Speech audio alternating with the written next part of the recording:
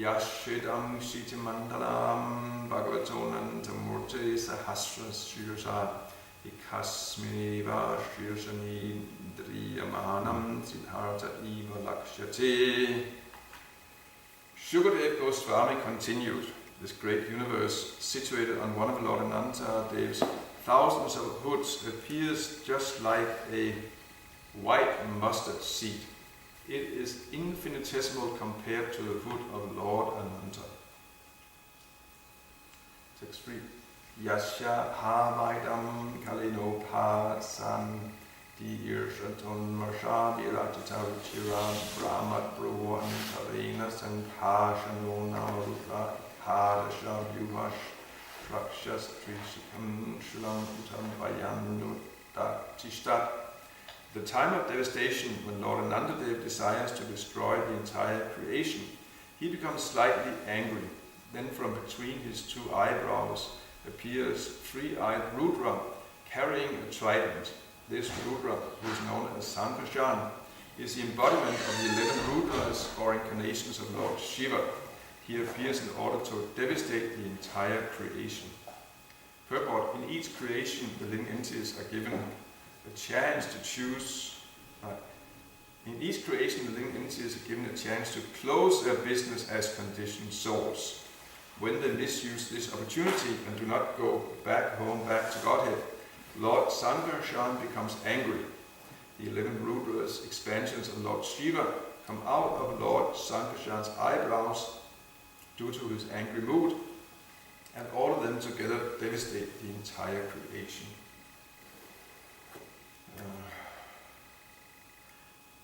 Om Magyana Smaranda Shakinandana Salakya Chaksu Militam Yena Tasmai Shri Gurave Namaha Mukham Karoti Vachalam Hangom Lankatiklim Yat Kripa Taraham Vande Sri Gurun Tarinam Namo Vishnu Padaya Krishna Prestaya Bhutale Srimad Bhaktivedanta Swami Namne Namaste Sarasvati Devam Gaurani Prachayane Nirvishesha Shunyavadi Dashta Chaturishatayanam Vanita Kalpatarubhyascha Kripasnudevaccha Patitanam Bhavyo Vaishnavyo Namo Namaha Jai Sri Krishna Chaitanya Purnichananda Sri Advaita Sri Bhaktivedanta Hare Krishna, Krishna Krishna, Hare Hare, Hare Ram, Ram, Hare Hare.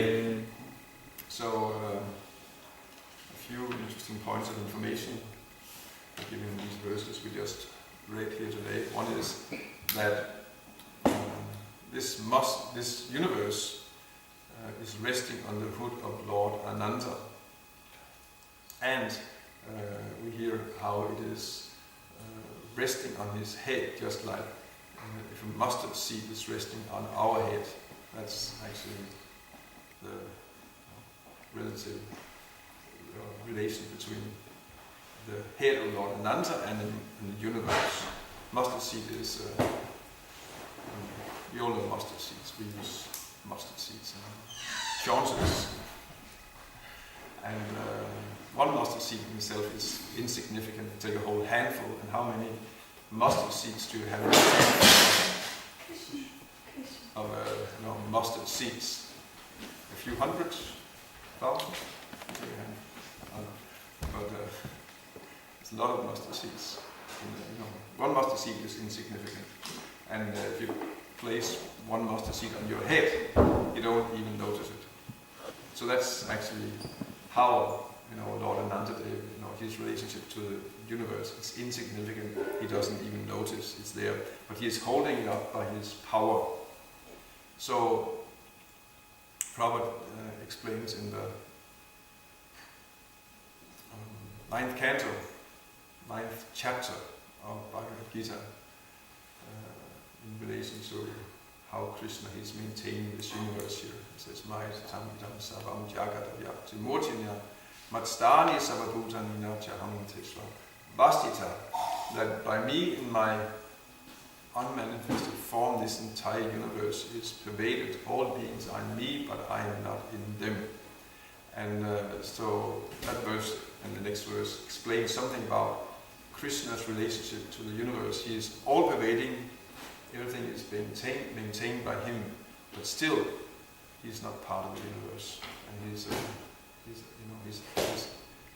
everything is in him, but he is not in everything. And then he says, and yet everything is not in me. So, and then he says, behold my mystic opulence, Arjuna. It's a chincha beta tattva. Krishna is at the same time everything in the universe, everything is being maintained by him. At the same time, Krishna has nothing to do with this universe. He is removed far apart from in the spiritual world. So that's, how is that possible? We cannot understand that, but that's Krishna's inconceivable power. And Prabhupada explains there that we should not think like sometimes we see a picture of Atlas. Atlas, I think, was a Greek god, and he holds up this planet on his shoulders, which is interesting because the Greeks also thought that the earth was a globe. I think I mentioned that before, but this idea that people in previous ages were primitive and thought that the earth was flat and so on. That's simply a myth. They did not. They knew, at least the educated circles in Greece and of course in the Vedas, they know that this earth we're living on is a globe. So the Greeks, they had the idea that Atlas, he is holding up the universe and it's resting on his shoulders. And if you see it, actually it's heavy. It's really, he's shaking, and the Prabhu says he appears to be very, very tired after holding up this great earthly planet.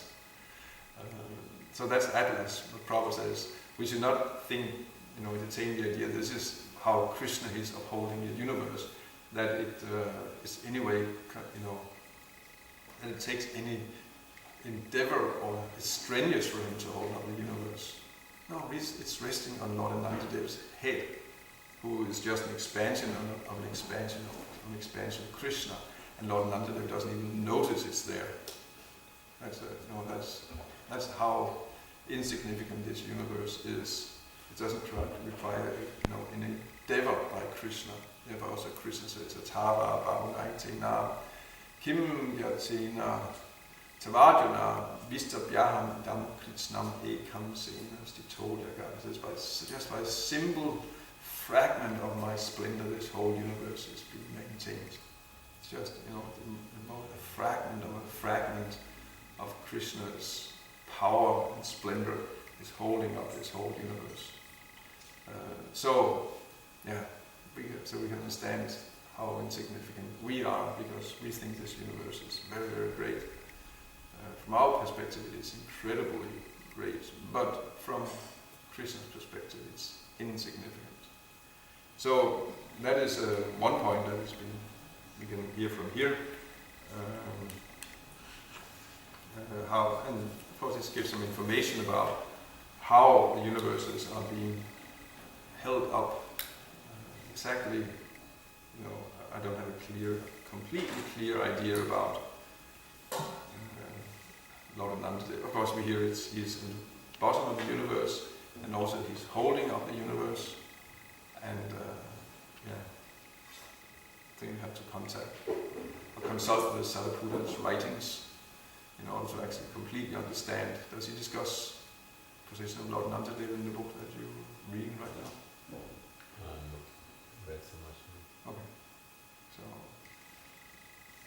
but I think he's discussing the how does it actually relate the different descriptions we have here in the fifth canto. I mean, he discusses many things, and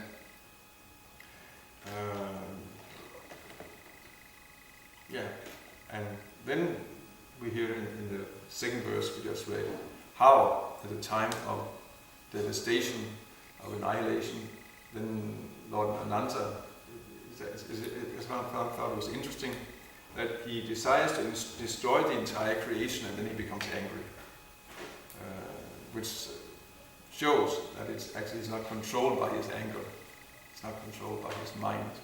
We will normally do it the other way. We become angry and then we destroy something.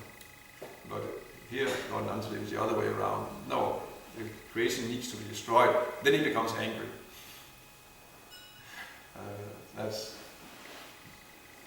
because he's completely controlled of his mind. We are controlled by our minds, but he's completely controlled of his mind. And anger, in that sense, when anger is being controlled, because anger is a very powerful force, and when it's been utilized, then it's proper, and it's not really disturbance. It's actually very, very auspicious, and even destruction of the universe is auspicious, because that's part, it's part of this material nature. It needs to be destroyed every so often in order to, to prepare for the next creation. It's just like a farmer. Sometimes the farmers, they have to plow their fields. That's destruction. You plow everything under. Why? So you have a clear field for planting new seeds. So that's, otherwise the whole field is just filled with weeds. So sometimes that's material creation. You just have to level out the whole thing and then again start a new creation. So but you see here how Lalitanatha did,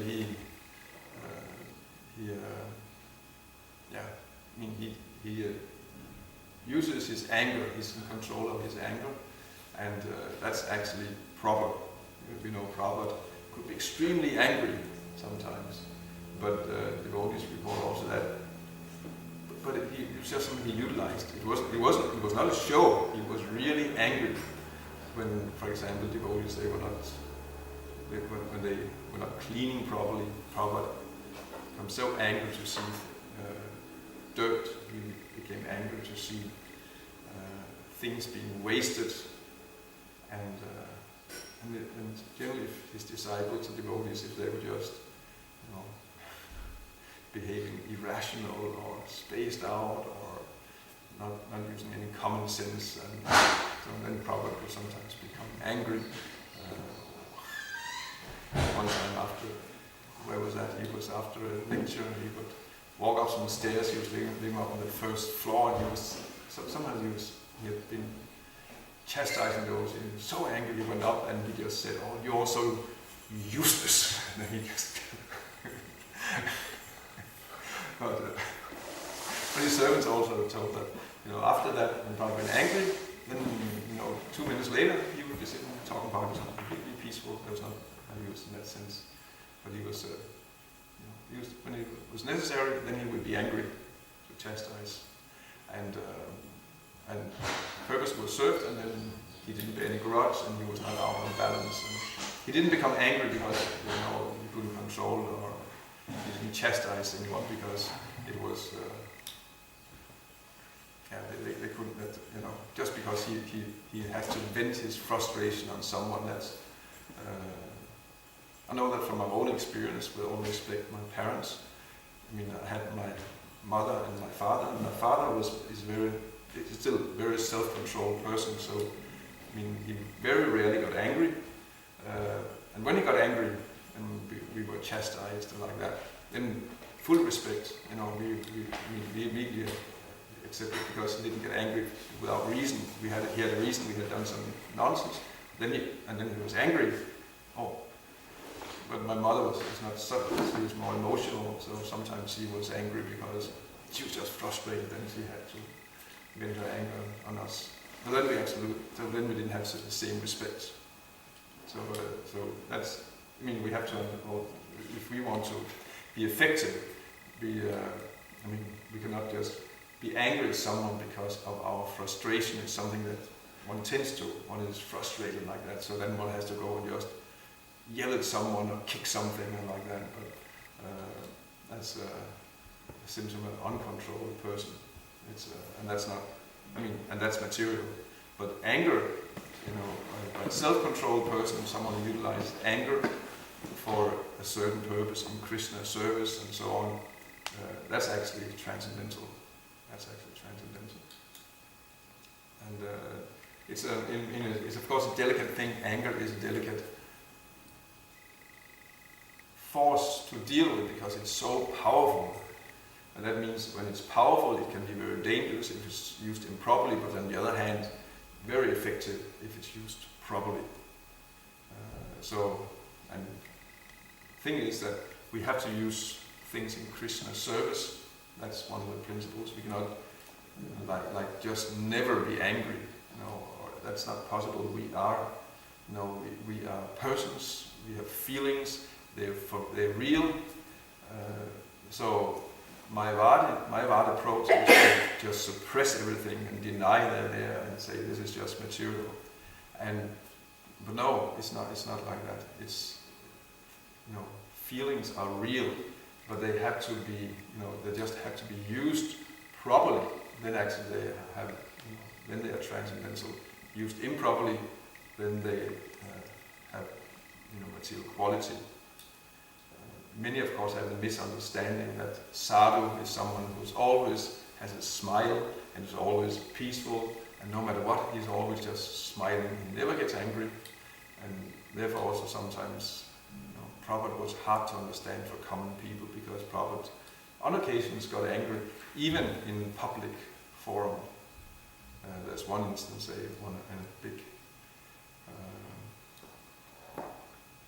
pandal I think it was in Delhi, probably he got angry at or in Mumbai, and there was one arrogant hippie who was challenging him. Prabhupada, he called him up on the stage, and Prabhupada started arguing with him and yelling him in front of 10 or 20,000 people, and really. And then afterwards, people couldn't understand this sadhu, how can he be? He wasn't peaceful. But Prabhupada was not peaceful when someone was criticizing or slighting of Krishna, especially Mayavad philosophy. Prabhupada would become angry, and atheism. Prabhupada would become angry when there's someone was misleading people. He became angry.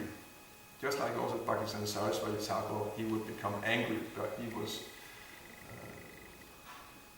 Mayavadis. They were so afraid of Bhaktisiddhanta Saraswati. If they would see him, they said that they would see him, and they would walk in the street and they would see way down there is Bhaktisiddhanta Saraswati. Then they would go to the other side of the street and try to avoid him. And if you saw them, then he would challenge them and say, "Why are you cheating people?" And he would practically run after them with the axe. Of course, that's not literally, but he was known as the axe guru, one who was chopping, and that's proper, utilized properly. Of course, one has to have intelligence how to utilize the anger and how to use the chopper, the axe properly. When it's used properly, then it's highly effective and it's very, very beautiful. But of course, it's just it's really delicate. If used improperly, then it's just creates a big mess. But these anger and so on is definitely a very, very real thing. And the art is to learn how to utilize it properly in Krishna's service.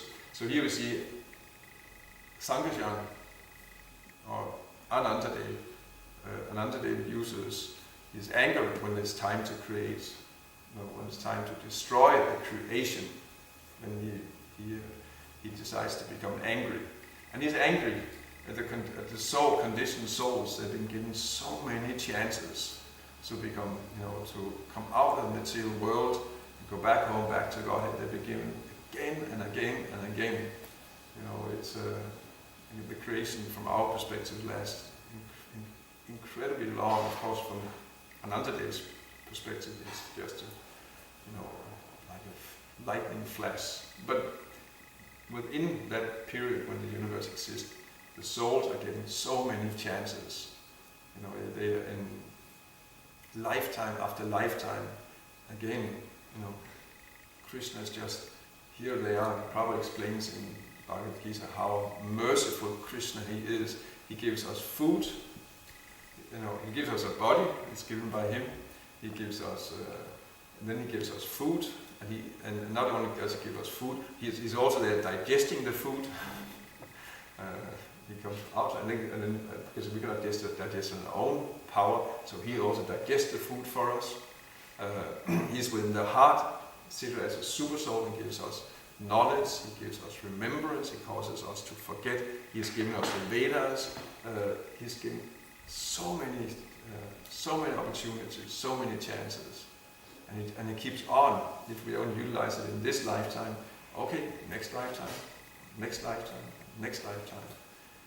So many things. But at one point it comes at, okay, now he's had enough. And then he becomes angry, and he just destroys everything. Or he creates, by his anger, manifests Lord Shiva, and then Lord Shiva, he is empowered by Anantadev, and he destroys the whole creation by his. Is it called Tandava Nritya?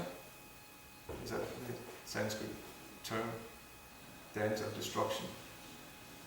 Shiva, he just laughs madly and dances on his dim-dim drum, and the whole universe is destroyed in that way. And because it's, otherwise it simply gets too much with us, we have been again and again we're given the chance, and we just we don't seriously apply ourselves to the chants, to devotional service. So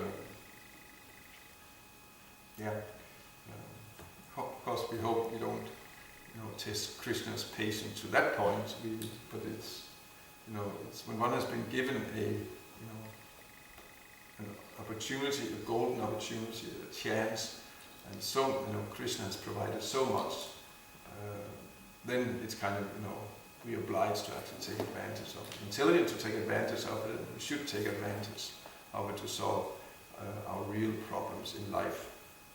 Otherwise, okay, Krishna will give us chance again, gives a chance again. Guru will give us a chance again. But at one point we are exceeding their patience. Even how was it Prabhupada said about Prabhupada talk about forgiving. Actually, Prabhupada said there's no end to how much we can forgive. Prabhupada, he was saying, like Lord Nityananda, he may forgive once, he may forgive 3 times, he may give actually there's no end to Lord Nityananda's how he can keep on forgiving. But if one is a rascal and takes, is like a professional sinner, I deliberately fall down, I consciously engage in sinful activities, and then I come expect to be forgiven. That's a rascal, Prabhupada said. And that cannot be forgiven. Then one will be rejected, punished, new lifetime, and so on. Prabhupada there was a couple of occasions when Prabhupada had some disciples that were so rascal that Prabhupada, he taught, I don't know exact details, but there's one case where Prabhupada, he told, was 1 or 2 disciples, forget about becoming Krishna conscious in this lifetime, just forget it.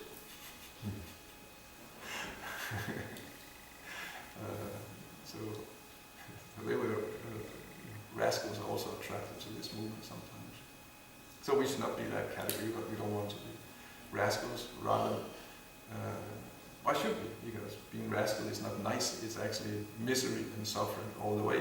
Why not just accept, here is the chance to become completely happy by being engaged in Krishna's devotional service, be happy here and now, go back home, back to God, and become eternally happy. It cannot be more simple than that. It's so simple and straightforward, and nothing will be lacking. Krishna will provide. If we give ourselves to Krishna, Krishna will provide whatever we need. We do not have to worry. All our material needs will be there. All our mental and emotional needs will be fulfilled, if they have any significance. And our eternal spiritual needs will be fulfilled. So we should be intelligent. But if we're not intelligent, then there's the anger. Ultimately, there's the anger of Rudra, Sankarshan, Anantadeva. So that's that's also a point that's been discussed, how the universe is being destroyed. What's interesting here is this story about Anantadeva. It's not a story, but knowledge here, Lord Anantadeva. There are, I don't know how many of you are aware of Norse saga, Norse mythology. Are you aware of it somewhat? A little bit, yeah. So there's a mystical creature, Surdr. You know about it? You know about it? Yeah, Sariputta mentioned it. Yeah. But also I don't know much about it. But it's, you have Odin and Thor, and all these